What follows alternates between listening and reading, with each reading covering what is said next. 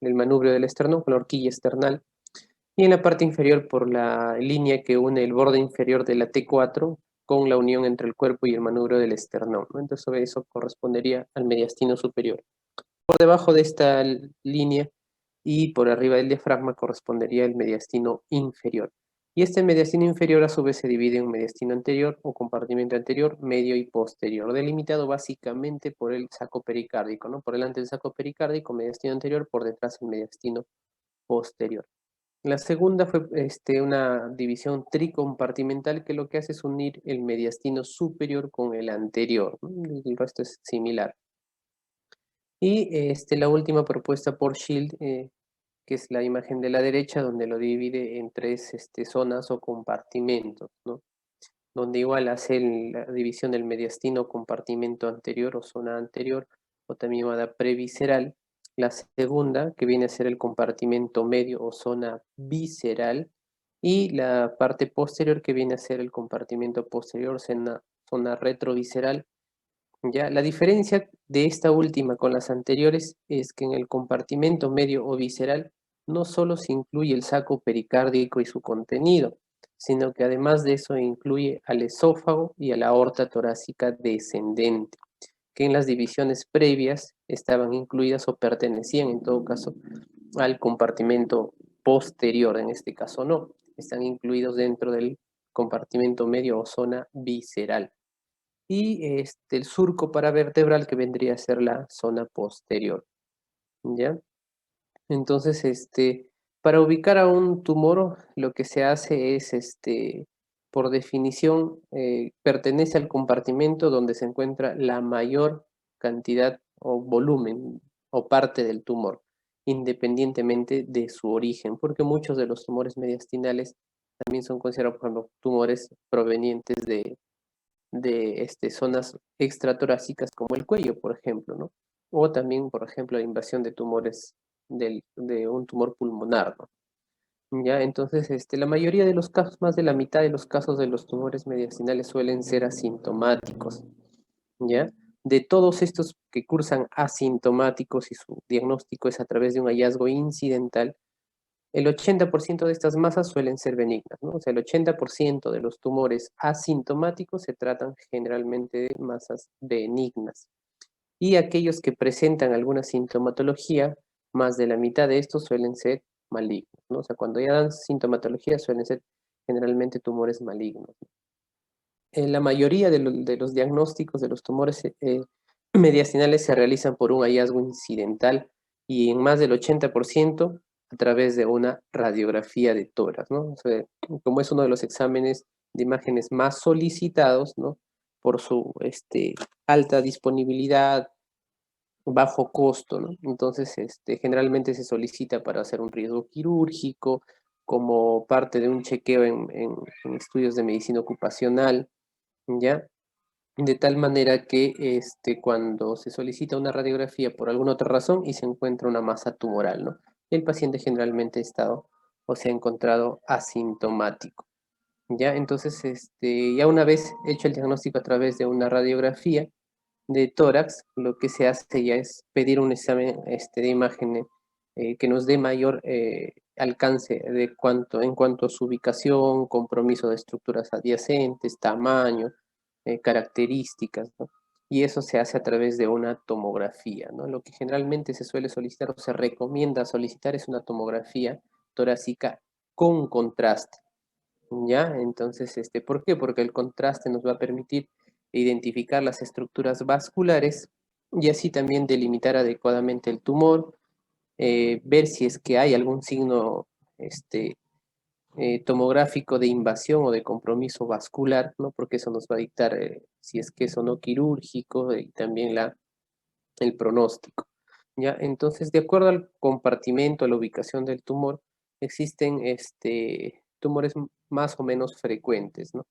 Los más frecuentes en el mediastino anterior en la edad adulta suelen ser las neoplasias del timo, dentro de ellos el timoma es uno de los más frecuentes, el tumor de células germinales, ¿ya? Donde están los grupos de tumores seminomatosos y no seminomatosos, y los linfomas, ¿no? Son los tres más frecuentes, ¿ya? Solo que generalmente los linfomas suelen ser tumores o masas no encapsuladas, ¿no? A diferencia de los timomas, que sí suelen tener una cápsula, ¿no?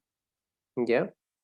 Pero también hay patología no neoplásica que pueden servir como diagnóstico diferencial en una masa en el mediastino anterior, que correspondería generalmente a las hernias diafragmáticas, que en este caso por su ubicación anterior suelen ser las hernias de Morgagni, ¿no? En el mediastino medio, la presencia de masas o tumoraciones suelen corresponder a linfadenopatías, ya también la presencia de linfomas, la presencia de quistes o patología no neoplásica como las hernias hiatales, ¿no? Las hernias del hiato que suelen dar también una imagen tumoral o de masa en el mediastino, que generalmente suelen tener un nivel hidroaéreo, ¿no? Lo hace distinguir y bueno, la clínica también suele ser diferente, ¿no?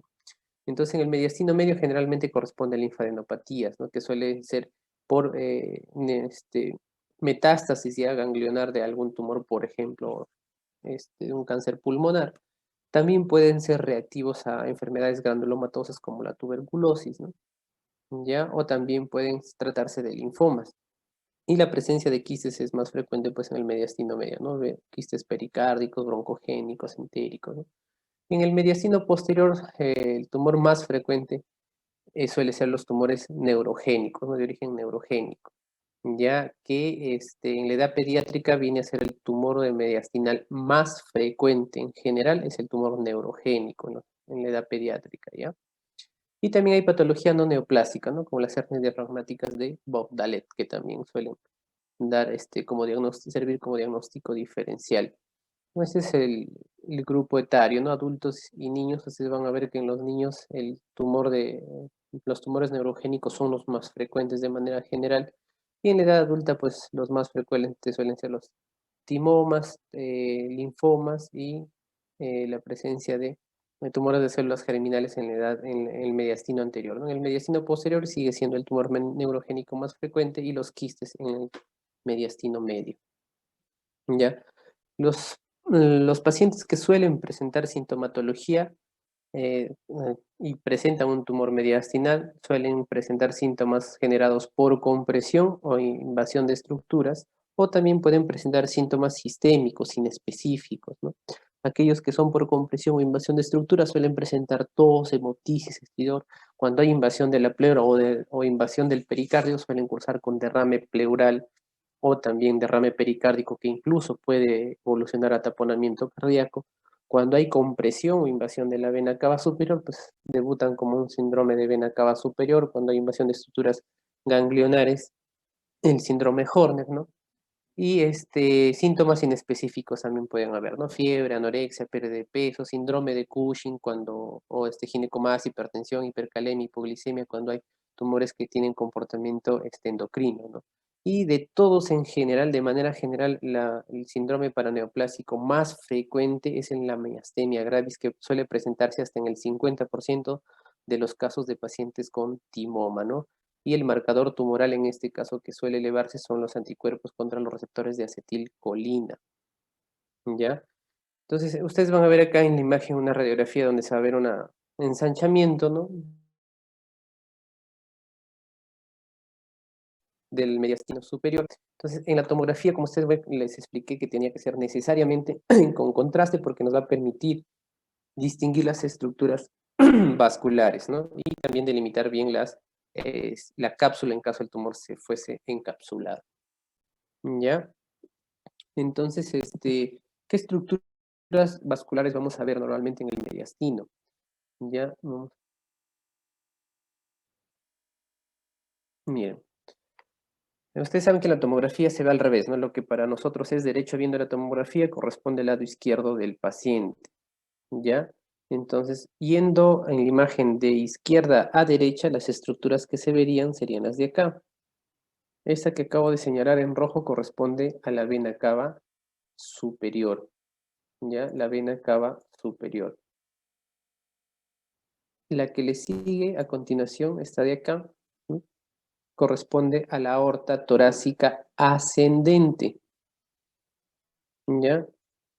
A continuación, la que sigue viene a ser el tronco de la pulmonar con sus dos ramas, ¿no? La rama derecha y la rama izquierda. Y en la parte posterior, pegado a la columna, donde también se ve una estructura vascular, corresponde la aorta torácica descendente.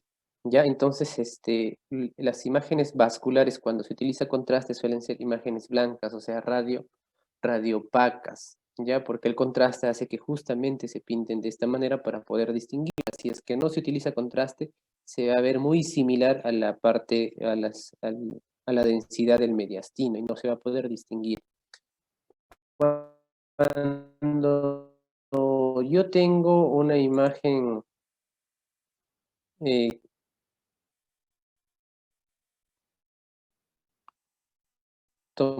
tomográfica donde hay invasión tumoral, ¿qué quiere decir? Por ejemplo, usted ve bien redondita, ¿verdad? Un defecto de relleno correspondería a que yo viera la, la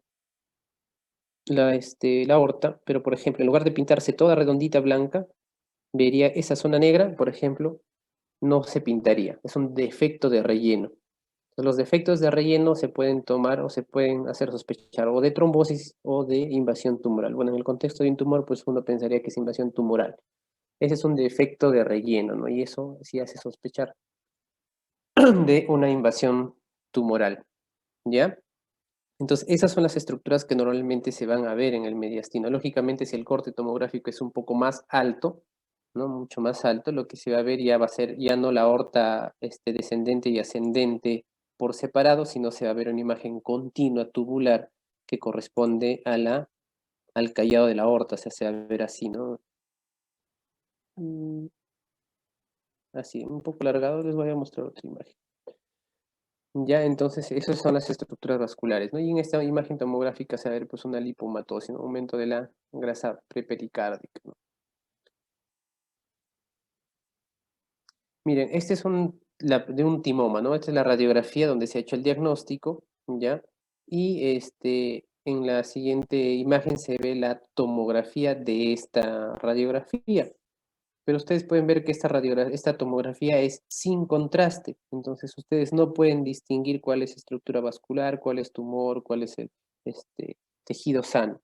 Y entonces solicitar una tomografía sin contraste no nos sirve, por eso que siempre la tomografía tiene que ser con contraste, ¿no?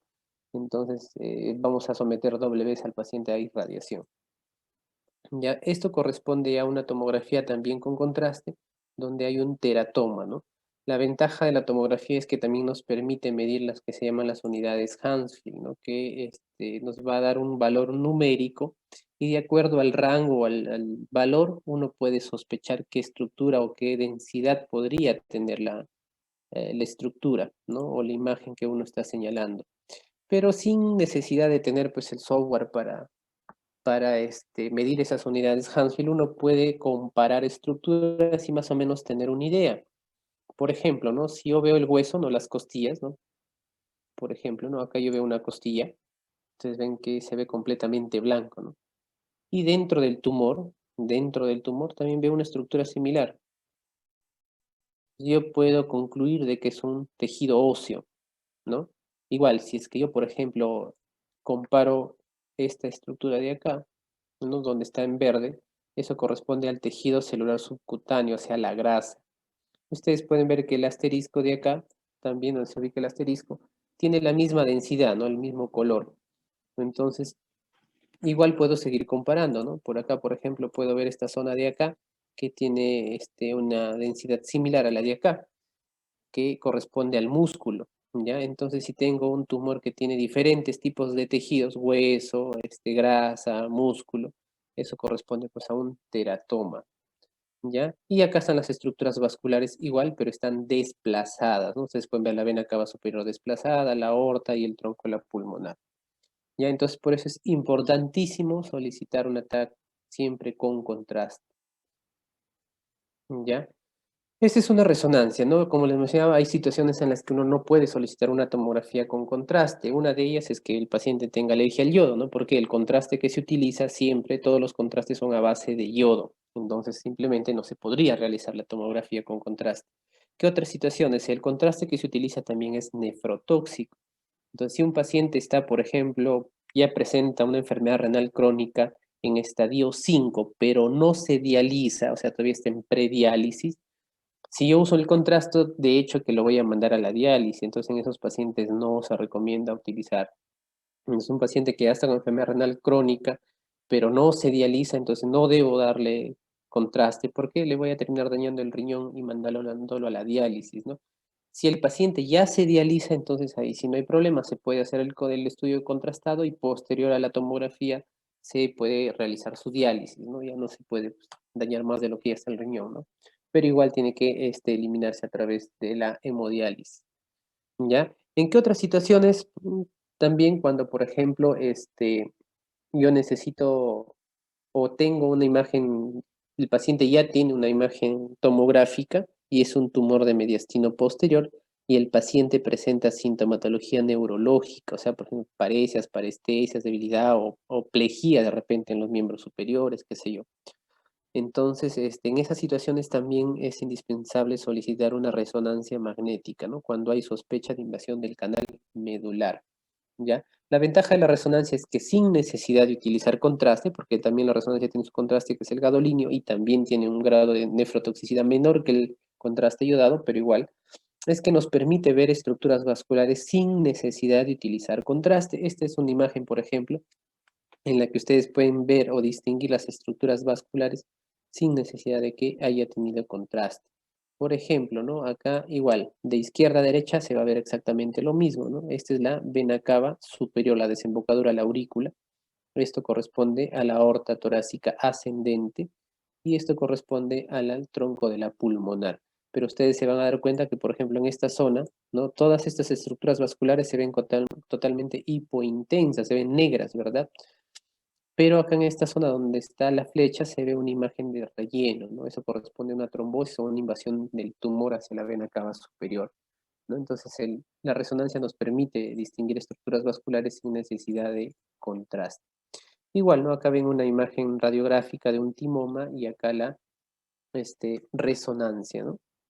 Donde también ustedes van a poder visualizar las mismas estructuras vasculares que hemos mencionado en la anterior, ¿no? Igual, vena cava superior, aorta ascendente, tronco pulmonar, aorta descendente, ¿ya? Y acá pues está el timoma, ¿no?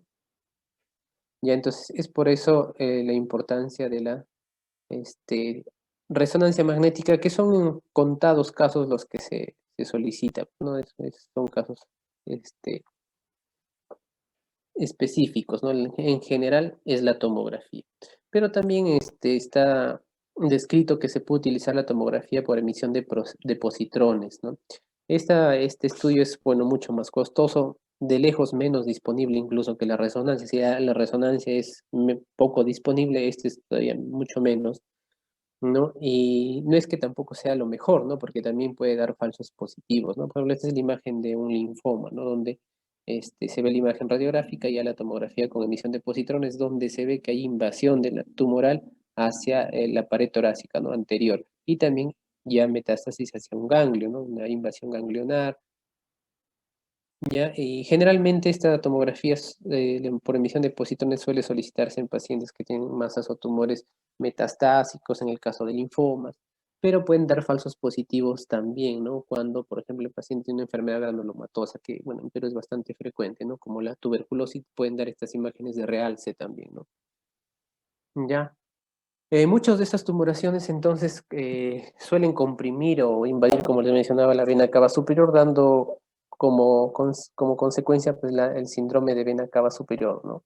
Donde hay una interrupción del flujo de la vena cava superior, del drenaje de la sangre de esta vena. Y su tríada clásica viene a ser pues, el edema en esclavina, la cianosis y la circulación colateral. Existen 4 tipos, ¿no? El tipo 1, donde hay una estenosis no significativa de la vena cava superior sin compromiso de la desembocadura de la vena ácigos y donde el sentido del flujo sanguíneo se mantiene. El tipo 2 es aquella donde ya hay una suboclusión u oclusión de la vena cava superior, pero sin compromiso de la desembocadura de la vena ácigos, ¿no? Como ustedes saben, en el caso o situaciones de síndrome de vena cava superior, la vena o el sistema de ácigos es el que funciona como un drenaje alterno. Si es que ya está ocluido en esta zona, el sentido de la sangre, del flujo de la sangre se va a invertir, ¿no? Lo que la sangre debería hacia abajo se va a ir a través del sistema de la hemiácigos y luego a través de esta hacia la ácigos, y la ácigos desemboca a la vena cava superior intrapericárdica, ¿no? ¿Ya? Y así se mantiene el retorno venoso, ¿ya? Cuando hay compromiso de la desembocadura de la vena ácigos, es un tipo 3, ¿no? O sea, está ocluida toda la vena cava superior, también la desembocadura de la vena ácigos, así que el drenaje o el sentido de la ácigos también se invierte hacia las ilíacas, tanto de la hemiácigos como de la ácigos. En la anterior solamente se invertía el sentido de la hemiácigos, ¿no? En este caso de ambos, tanto de la hemiácigos como la ácigos. Y cuando hay oclusión además de los troncos brachiocefálicos, o sea, ya no se puede utilizar el sistema de ácigos, es a través de las venas de la pared torácica, son venas más delgadas, ¿no? Entonces, cuando uno tiene una masa o tumor mediastinal, lo primero, como les mencionaba, es solicitar una tomografía con contraste y ver si la estructura es sólida o quística, ¿no? Si es que no fuese así, ninguna de estas, hay que descartar que no se trate de una patología no neoplásica, ¿no? Una malformaciones vasculares, hernias diafragmáticas, hernias diatales, como habíamos mencionado. Y si es que es una masa tumoral, una masa sólida o quística, hay que ubicarla dentro de los compartimentos. En el compartimento anterior hay que ver si es que es o no encapsulada. Las que suelen ser encapsuladas, como ya vimos, los timomas, algunos tipos de tumores de células germinales, ¿no? Y que este es su tratamiento generalmente es quirúrgico. Y las no encapsuladas suelen tratarse o de linfomas o de enfermedades metastásicas, para lo cual se necesita su confirmación mediante la realización de una biopsia, que puede ser percutánea o quirúrgica, y generalmente se van para tratamiento médico. En el caso de mediastino medio, puede tratarse de linfadenopatías, como les mencionaba, por enfermedad, ya por metástasis, por linfoma, enfermedades granulomatosas, o la presencia de quistes que en algunos casos, cuando son pericárdicos, generalmente es de conducta expectante, salvo que generen sintomatología por compresión, o sea, que tengan un gran tamaño, en cuyo caso se convierte en quirúrgico, ¿no? O los quistes broncogénicos que sí son quirúrgicos, porque suelen producir infección de vías respiratorias bajas a repetición, ¿no? Y en la parte posterior, pues los tumores neurogénicos que son los más frecuentes. Se han visto casos de linfomas que también se ubican en el mediastino posterior, ¿no? O sea, el linfoma puede ser una de las tumoraciones que pueden crecer en cualquiera de los tres mediastinos, solo que es más frecuente en el anterior, pues, ¿no? Esta es la imagen de una resección de un timoma pequeño. En el caso que ustedes han presentado, finalmente sí fue un timoma, pero la resección, por si acaso, cuando el tumor es grande, no se hace por toracoscopía, sino ya en este caso fue por esternotomía media, porque nos permite tener acceso y control vascular, ¿no? En caso de un accidente. La toracoscopía generalmente son cuando las tumoraciones son pequeñas, ¿no? Entonces acá ustedes van a ver la relación que tiene los timomos o cualquier tumor en el mediastino con las estructuras vasculares grandes, ¿no? La aorta, la vena cava, y también tener cuidado con estructuras nerviosas como el nervio frénico que inerva el diafragma, ¿no? De lo contrario, si se lesiona al momento de hacer la resección, el paciente puede causar con una parálisis diafragmática que complicaría el destete o la extubación del paciente, ¿no? Y está el nervio frénico, el timoma, ¿ya? Van a ver que ahí se va retirando el tumor y de preferencia se retira con la grasa circundante, ¿no? Porque pueden quedar restos de tumoración ahí, ¿no? Ese es el pericardio y abajo se ve la aurícula, ¿no? Es esa parte oscurita de la aurícula que aparece y desaparece, es la aurícula derecha.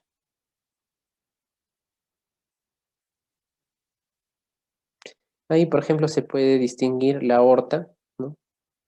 Esta estructura blanca nacarada es la aorta y a su izquierda vendría a ser la vena cava superior, que es un poco más oscura porque es sangre desoxigenada, ¿no? Vena cava superior, aorta y el nervio frénico que cursa entre ambos. Es por eso que la vena cava, como está ahí muy próxima, generalmente suele ser comprimida por este tipo de tumores, ¿no? Y debido pues a que el sistema venoso, ustedes saben que es de baja presión, por eso que fácilmente es colapsable, ¿no? A diferencia de la parte arterial que no es así, ¿no?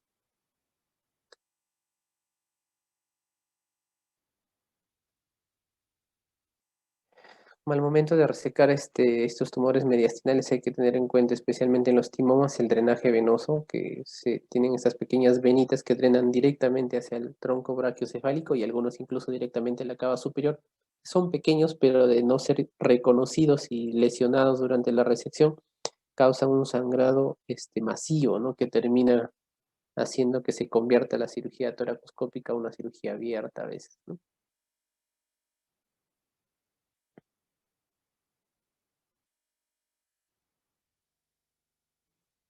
Ya ahí, por ejemplo, ya están viendo la parte alta ya del callado de la aorta, la vena cava superior, y acá se ve claramente el nervio fénico, ¿no? Ahí, por ejemplo, se ve un vasito, una venosa que drena directamente la vena cava superior, ¿no?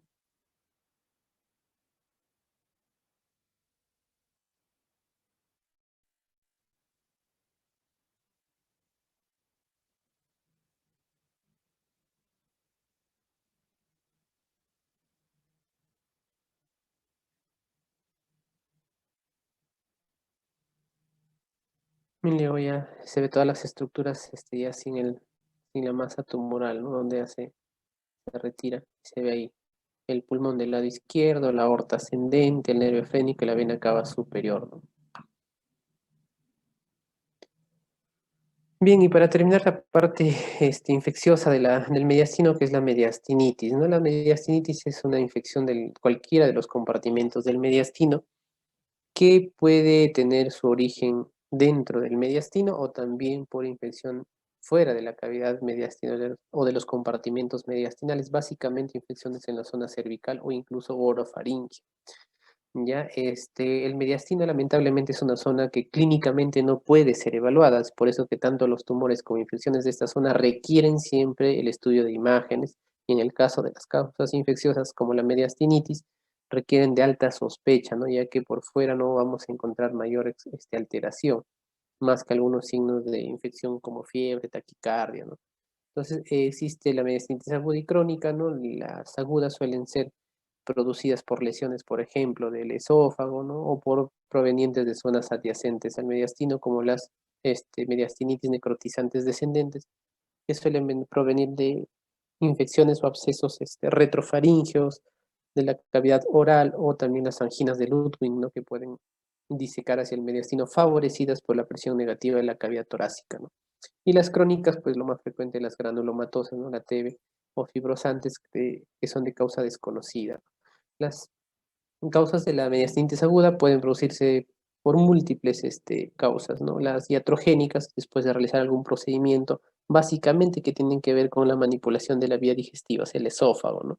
Ya sea por una esofagoscopía, dilatación esofágica de alguien que por alguna razón tiene estenosis esofágica, como la ingesta de cáusticos, por ejemplo, ¿no? O tras una cirugía también, ya durante una intubación también. Las espontáneas, como el síndrome de Borja, ¿no? Traumáticas, ¿no? Y infecciones, como les mencionaba, de otras zonas, ¿no? Como la angina de Ludwig, abscesos retrofaringeos. Y las crónicas, pues la tuberculosis es lo más frecuente. De estos, las agudas son las más frecuentes en realidad, y se va a valorar a un paciente que generalmente presenta colecciones únicas, múltiples en alguno de los compartimentos mediastinales, o si estos no han sido detectados a tiempos, estos pueden debutar como un empiema, como les explicaba ayer. Nuestras colecciones rompen hacia una o a veces hacia ambas cavidades pleurales. Por ejemplo, acá se ve una colección con presencia de gas en el mediastino posterior, ¿no? Y también puede ser secundarias o posteriores a una cirugía, por ejemplo, en las cirugías cardíacas, ¿no? Eh, ¿Qué factores de riesgo existen para desarrollar mediastinitis tras una cirugía cardíaca? Uno, que la causa de la cirugía cardíaca sea, por ejemplo, la revascularización miocárdica. Dos, que se hayan usado ambas arterias mamarias. Tres, que el tiempo de la cirugía haya sido superior a 6 horas. Cuatro, un uso excesivo del electrocauterio o de la cera de hueso que se utiliza en esta cirugía, ¿no? Todo esto hace que el paciente pueda desencadenar o cursar con una mediastinitis que se manifiesta por supuración a través de la herida y en los casos ya más severos la dehiscencia external total, ¿no? Que bueno, dependiendo de la causa de la mediastinitis y la ubicación, va a depender el manejo, ¿no? Si es que es tras una cirugía, pues se tendrá que reaperturar la herida, tirar el tejido, hacer múltiples limpiezas, colocación de sistemas VAC. Pero si es una causa aguda tras un procedimiento donde se ha lesionado el esófago, una perforación esofágica, es importantísimo el tiempo, ¿no? Si es que se hace la corrección o se detecta dentro de las primeras 24 horas tras la lesión esofágica, se puede hacer la reparación primaria del esófago, ¿no? Y generalmente tienen buena evolución. Pasadas las 24 horas no se recomienda la reparación primaria porque la gran mayoría suelen hacer dehiscencia y volver a cursar con mediastinitis, ¿no? En esos casos se postula la exclusión esofágica, ¿no? Postulaban el manejo conservador, que era básicamente la administración de antibióticos, pero se ha visto que su mortalidad es altísima, no más del 80%. Lo más aconsejable es el manejo quirúrgico precoz y agresivo, ¿no? Que suele ser a través de una toracotomía derecha, izquierda o a veces ambas, cuando hay empima por ambos lados, ¿no? El drenaje y limpieza con abundante lavado, y algunos incluso recomiendan dejar un dren con irrigación impregnada con antibiótico o algún antiséptico, ¿no? Durante las primeras 24 o 48 horas. Y si es que además esta mediastinitis ha sido producida o generada por un cuadro infeccioso fuera de la cavidad torácica, como las anginas del útero o accesos retrofaringios, también es drenar el origen, ¿no? Hacer una cervicotomía, ¿no? Ese es el sistema VAC que se utiliza generalmente cuando hay mediastinitis tras una cirugía cardíaca, ¿no? Que ayuda a llenar el tejido cuando el esternón prácticamente ha sido consumido por la infección. ¿Alguna pregunta?